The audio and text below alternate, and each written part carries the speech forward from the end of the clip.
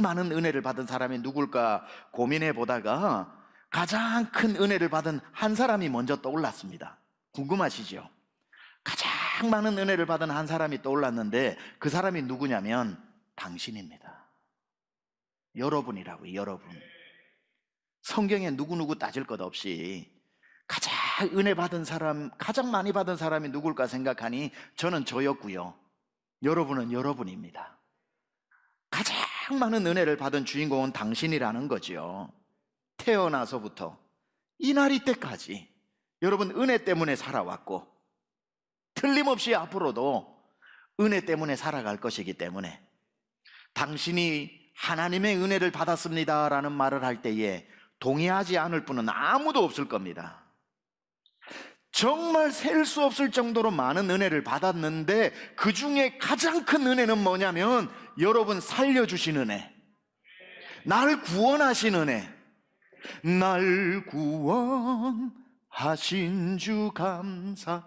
내가 주님께 받은 은혜가 건강의 복, 아니면 이런 복 저런 복, 사람의 복, 관계의 복, 재물의 복, 성공의 복, 가정의 복, 이런 복 저런 복 다 따져도 그 중에 한 가지를 고백하라면 죄인 중에 괴수인 나를 선택하여 불러 구원시켜 주신 구원의 은혜가 가장 큰 줄 믿습니다. 사람이 받을 수 있는 은혜 중에 구원의 은혜보다 큰 은혜는 없는 거지요.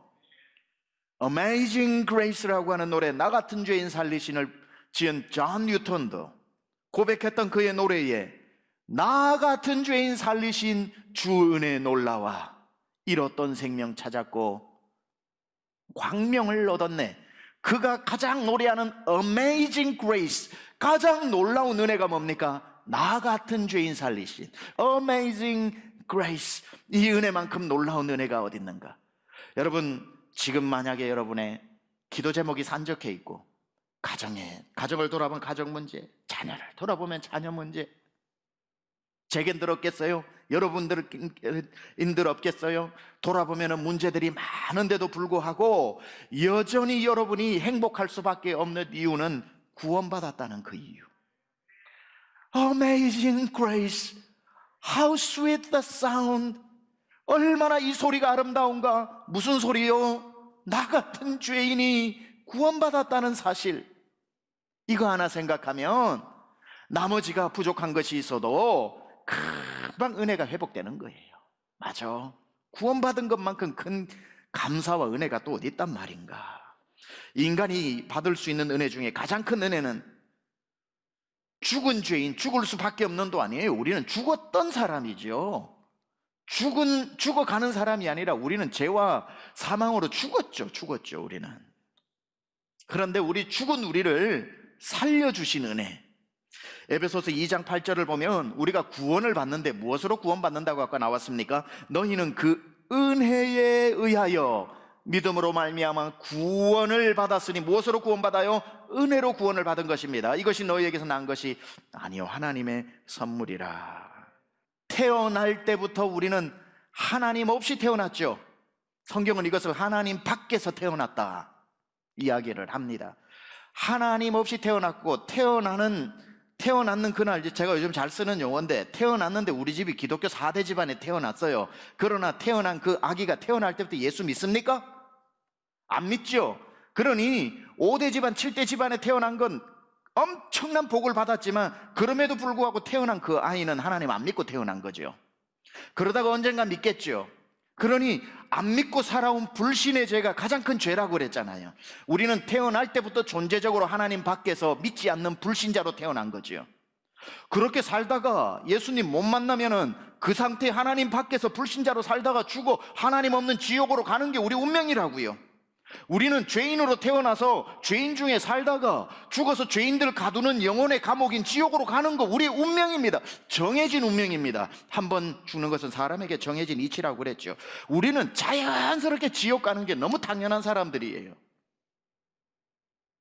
이런 인간의 상태를 에베소서 2장 12절이 이렇게 신랄하게 밝히고 있죠. 그때의 너희는 그리스도 밖에 있었고 이스라엘 나라 밖에 사람이라 이방인이었다 이거죠. 약속의 언약들에 대하여는 외인, 유대인이었고 외국인이었고 이방인이었고 세상에서는 소망이 없고 하나님도 없는 자였다, 이렇게 이야기하는 거예요.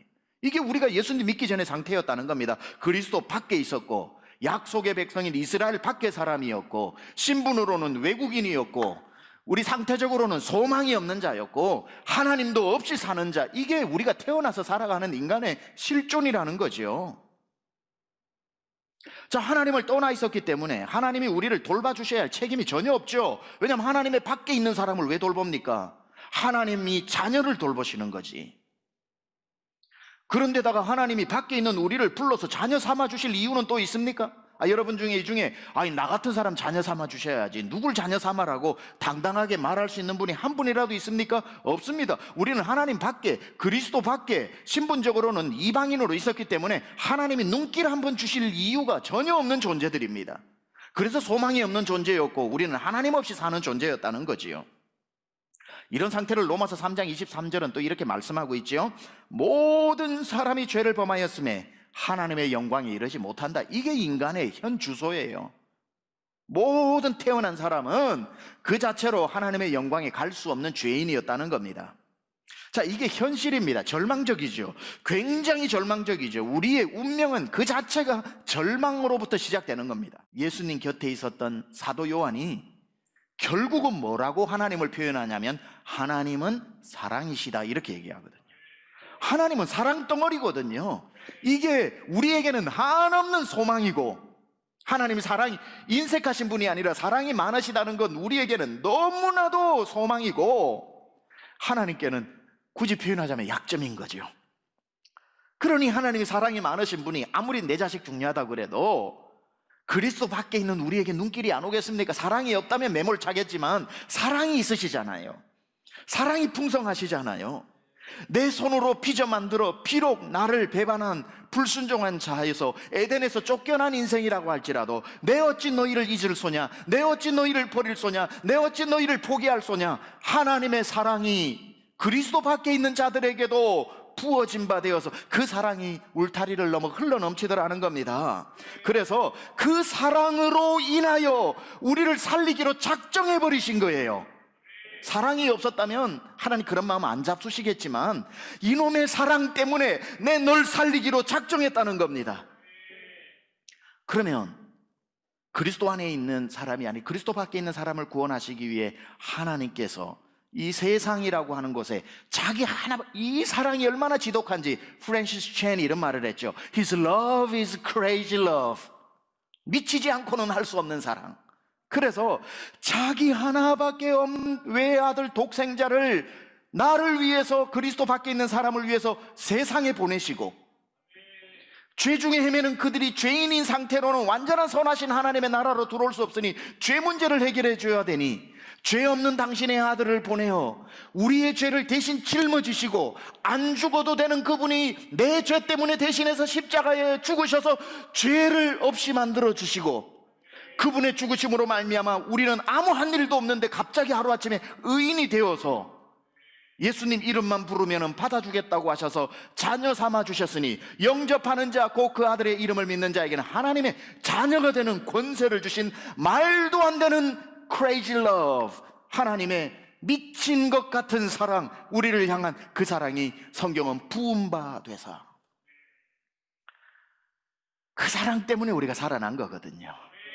돌아가시지 않아도 되는 예수님은 우리 때문에 돌아가셨고, 죽어야 되는 우리는 그분 사랑 때문에 살았으니 이게 바뀌어도 이렇게 바뀐 역사가 어디 있습니까? 자, 예수님이 그 일을 하심으로 말미암아 그리스도 밖에 있었던 우리는 그리스도 안으로 소망 없었던 자는 소망 있는 곳으로, 이방인이었던 우리는 영적인 이스라엘의 아브라함의 유업을 받는 자가 되었으니, 이것에 대해서 에베소서 2장 13절에서 19절은 이렇게 정확하게 밝히고 있습니다. 이제는 전에 멀리 있던 너희가 그리스도 예수 안에서 그리스도의 피로 가까워졌느니라. 그는 우리의 화평이신지라. 둘로 하나를 만드사 원수된 것 곧 중간에 막힌 담을 자기 육체로 하시고 법조문으로 된 계명의 율법을 폐하셨으니, 이는 이 둘로 자기 안에서 한 세 사람을 지어 화평하게 하시고 또 십자가로 이 둘을 한 몸으로 하나님과 화목하게 하려 하심이라.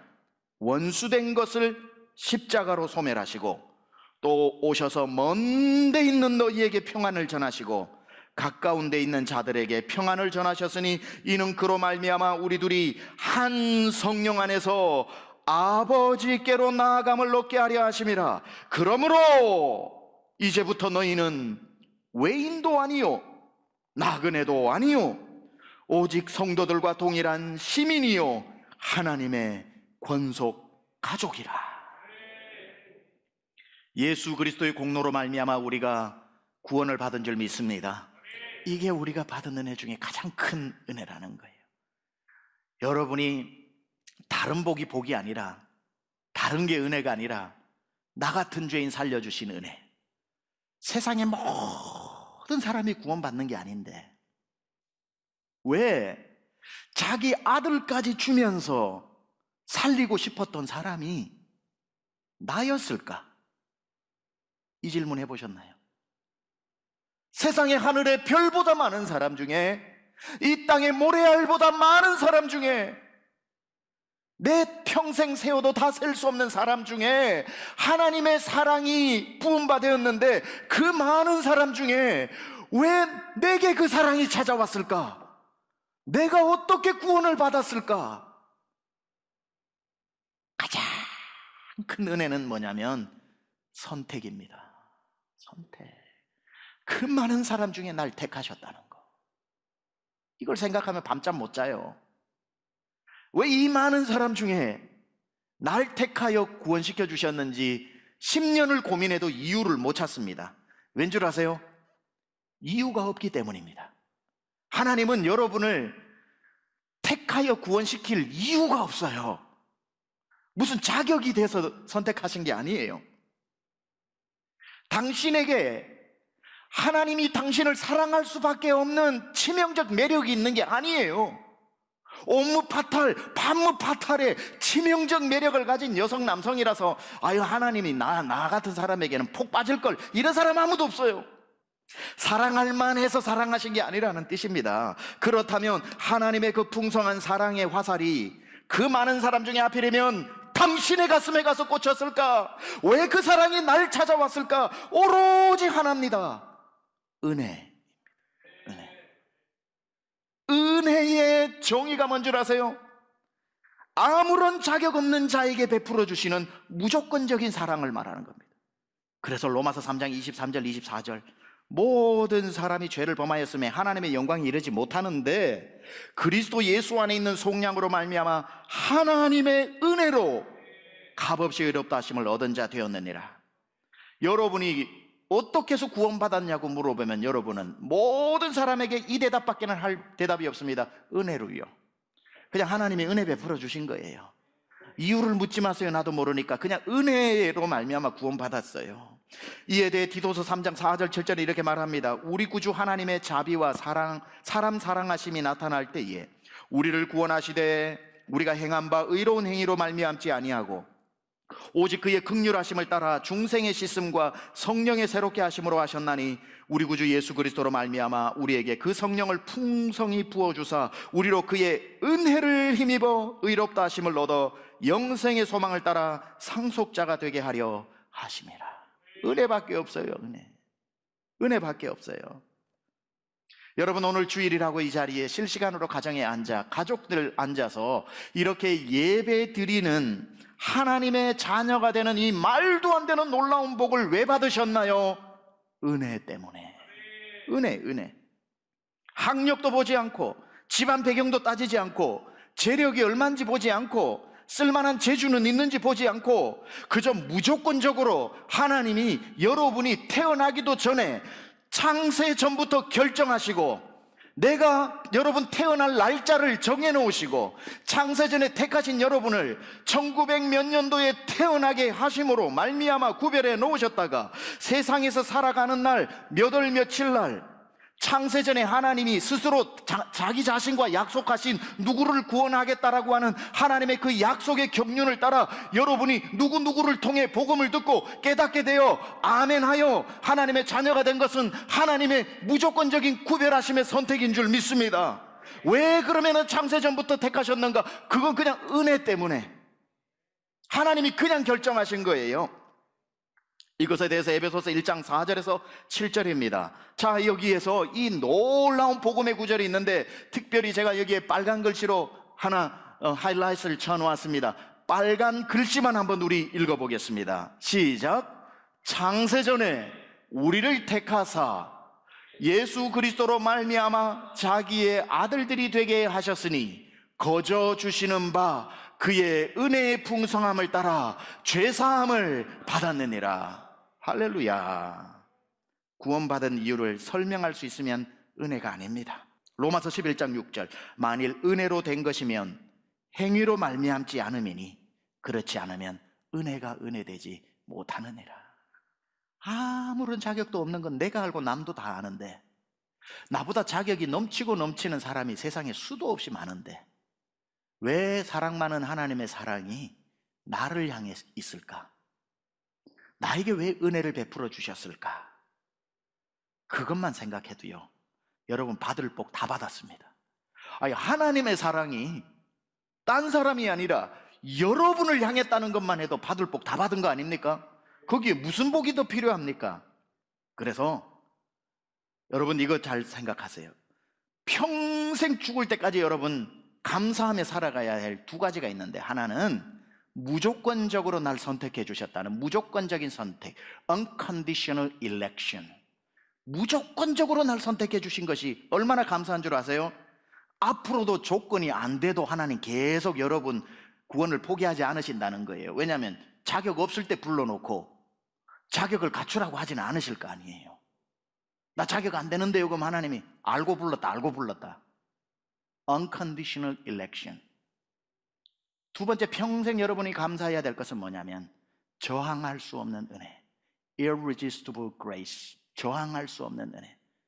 여러분, 믿음에 여러분이 하나님의 자녀가 된데 0.01%도 여러분의 노력이나 공로가 없다는 거 아시죠?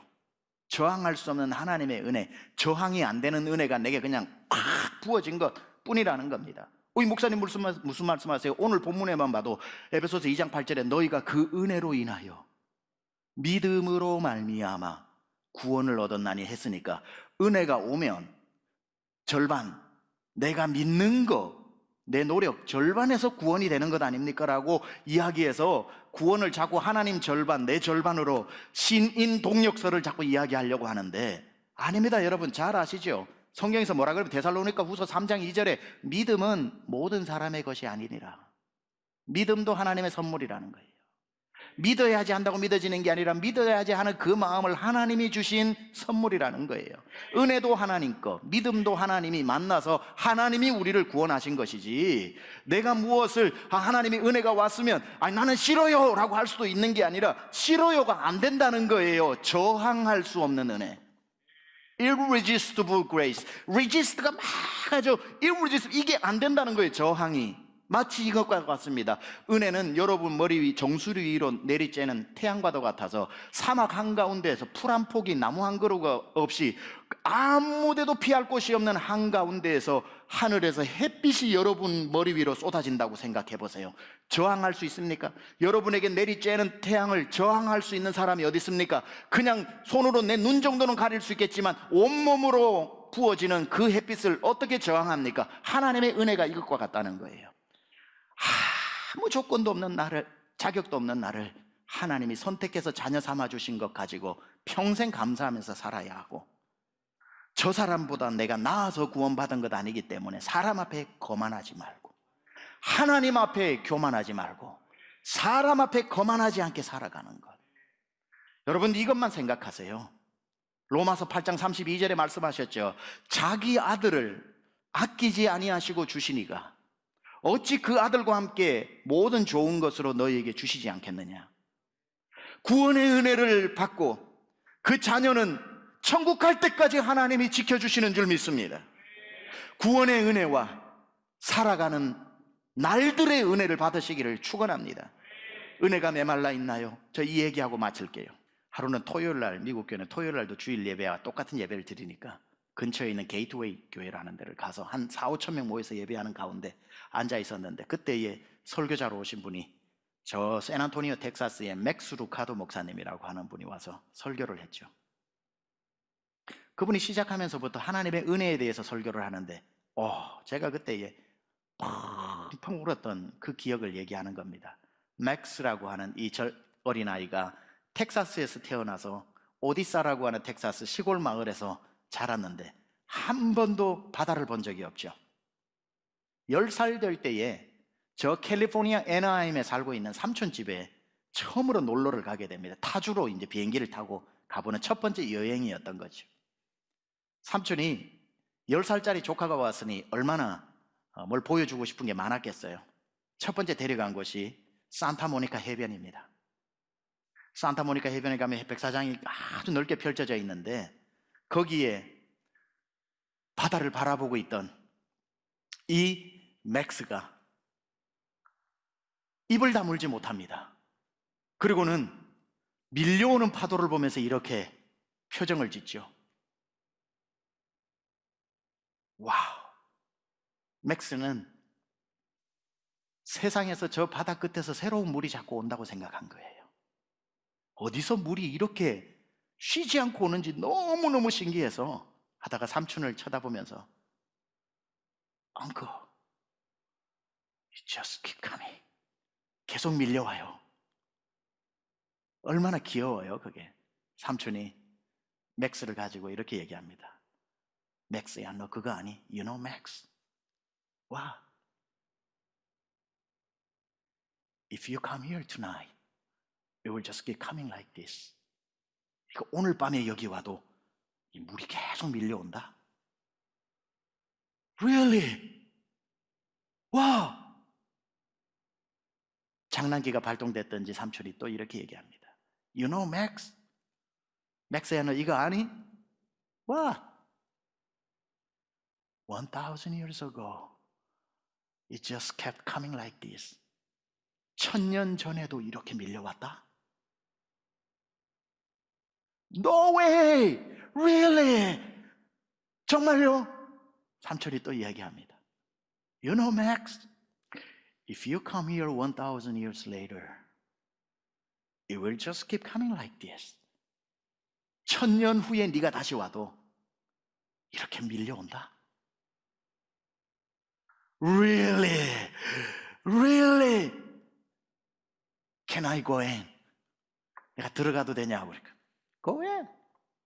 맥스는 그 말이 떨어지기가 무섭게 그 물에 젖은 모래를 온몸에 묻히고는 그 밀려오는 파도 안으로 뛰어드는데 뛰어들기가 무섭게 다가오는 파도 푹 하고 자기를 치고 그 진흙을 다 씻어버리니 너무 재밌어서 또 맥스는 자기 몸에 그 진흙을 묻히고 Here we go! 하고 뛰어드니 푹 하고 또 파도가 자기를 다 씻어버리고 진종일 맥스는 산타모니카 해변에서 그 파도에 뛰어들면서 놀았던 그 이야기를 맥스 루케이더 목사님이 이야기를 하는데 하나님의 은혜는 이것과 같아서 오늘도 여러분을 향해서 밀려오고 또 밀려오고 있습니다. 죄를 지었죠? 하나님의 자녀라고 죄를 짓지 않나요? 어떨 때는 주님 앞에 나와 기도한다는 자체가 수치스러울 정도로 하나님, 나는 기도할 자격도 없어요. 나는 어디 예수 믿는다고 말할 자격도 없어요. 나는 또 무너졌어요. 똑같은 일에 또 무너졌다고 은혜의 바다 앞에 서 있을 때 온몸에 죄가 묻어서 망설이고 있을 때에 주님이 손짓합니다. Don't worry, just come. 그냥 와라. 주의 은혜의 파도 앞으로 뛰어들 때에 언제 그랬냐는 듯이 하나님은 날 받아주시고 그 파도로 날 씻어주셔서 깨끗게 되어지고 또 죄를 지어 어느 날 주님 나는 죄를 고백하기 무섭게 하나님의 은혜의 파도는 또 우리를 씻어가면서 우리를 또 정결케 은혜로 씻어주시는 주님의 은혜의 파도 앞에 여러분 어떤 삶을 요즘 지나오고 있는지 모르지만 하나님의 은혜는 그 어떤 여러분의 삶보다도 더 큽니다. 우리가 어떤 부족한 죄를 저질러도 용서하시는 하나님의 은혜는 훨씬 더 큽니다.